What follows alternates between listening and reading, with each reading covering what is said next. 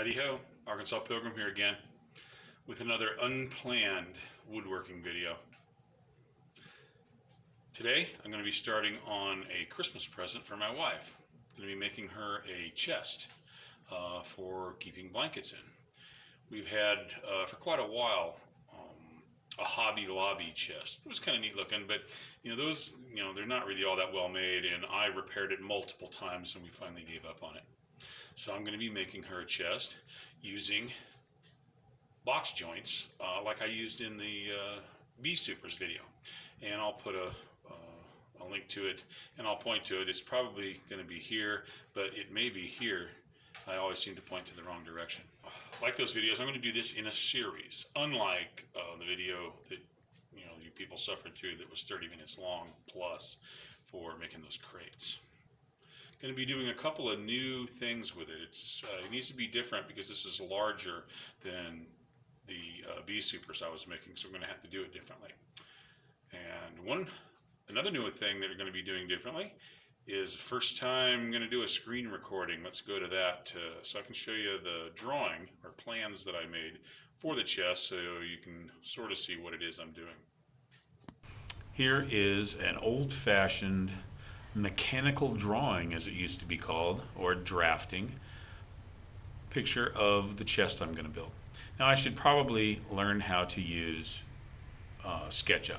I have messed with it a little bit, but the way it works is not actually very intuitive for me, and to be honest, I don't want to spend all the time it takes to actually be able to learn to use it.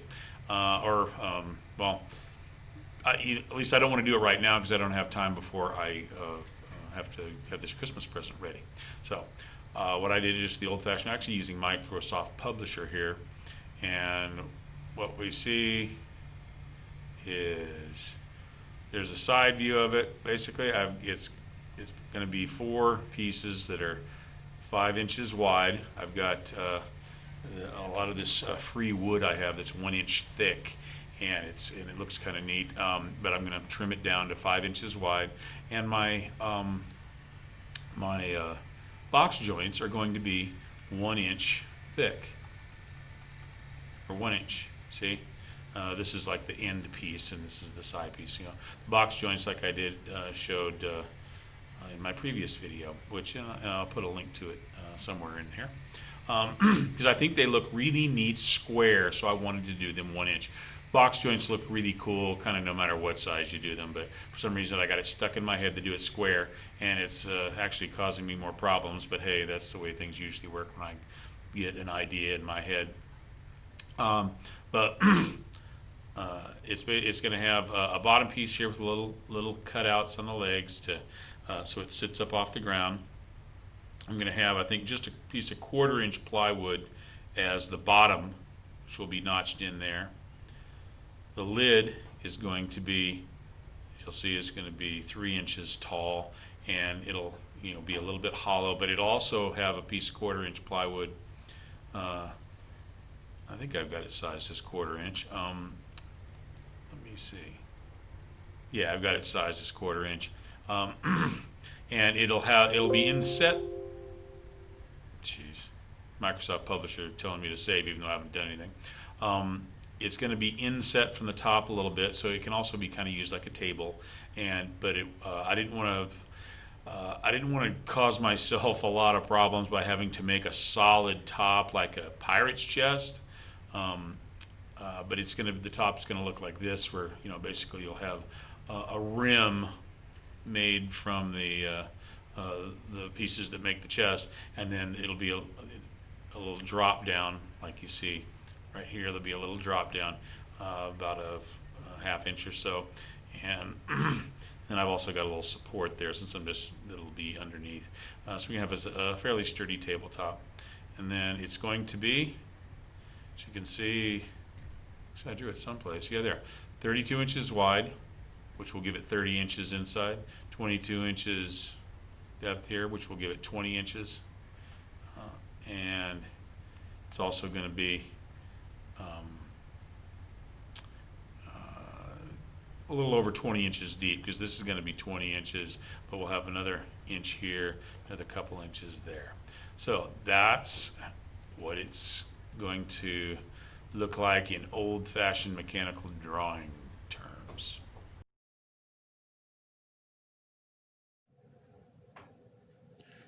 Uh-oh, I've made a clean spot here.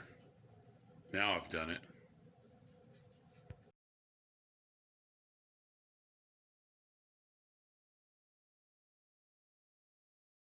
These are the boards I'm going to be using. They're actually from some crates that carried equipment for building a chicken house, actually, a commercial chicken house. They're not 3/4 inch thick, they're actually 1 inch thick. So they're thicker than your usual boards. But they are standard 5.5 inch width, 5.5 inch width, like a like a 2x6 or whatever. I'm going to have to trim off a 1/4 inch on either side to remove the roundovers here, and that'll give me a nice 5-inch width, as we saw in the drawing. So all the pieces, and then I'm going to put those pieces together to make the sides of the chest. So first thing I'm going to have to do is set up the table saw to do that, and get all those ripped, as we say, and then we'll be ready to go. I'm going to have to set up the cutting width here to take off a 1/4 inch. Have it as minimal as possible, so that because who knows how, these aren't real regular size, and I need to make sure that all of that is gone, because I want to have a nice flat edge to join together, so it's smooth when the pieces go together. So right here, I'm going to just do that as a preliminary setup, and then you're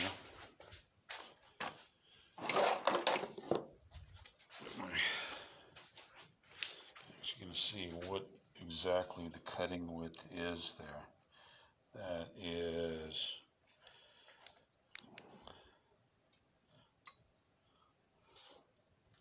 final size is actually more than 5.25, which is good.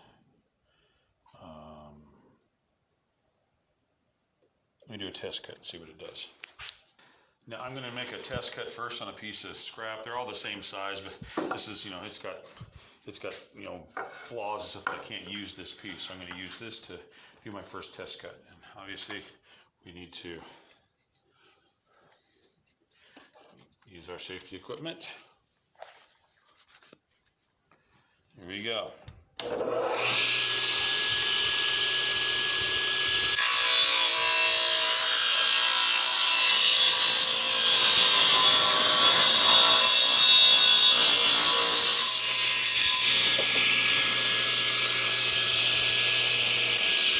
There's that first cut, and the edges,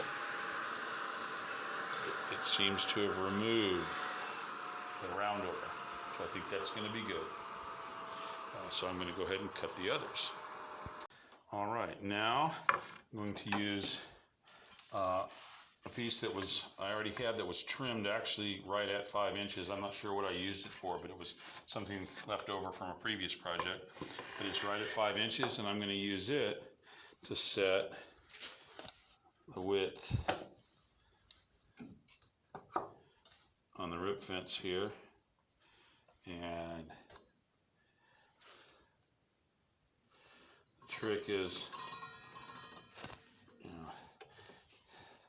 you don't always get exactly what you think you're going to get, because when the blade turns on, it does a little bit of flexing, and sometimes it'll cut in a different spot than you think. But this is the first shot, and I'm going to do a test, which I'll just do right now, to just see.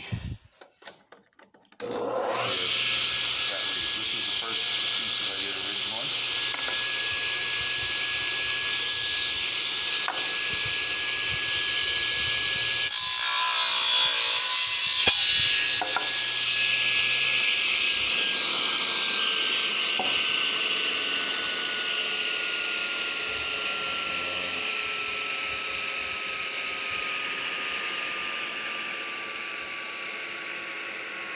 looks like it's right at 5. Of course, sure way to test.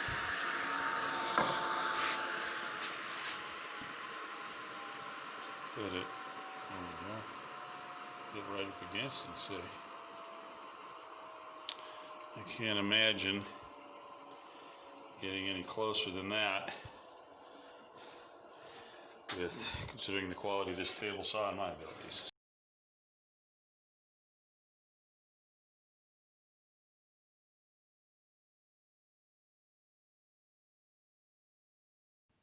One little side note here, a lot of times, when you're ripping boards, you end up with these little thin strips like this. And they're not really that much good for anything. They're pretty thin if you noticed.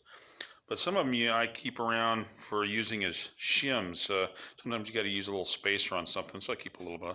But mostly, use them for kindling, for starting fires. Rather than just taking all and throwing them in the trash, you can always use these pieces, which is, it's, it's still being destroyed or whatever, but it's a lot easier than having to make your kindling from bigger pieces. It's just the lazy man's way, and I don't know if you'd call it reduce, reuse, or recycle, but anyway, that's a tip. No extra charge for that.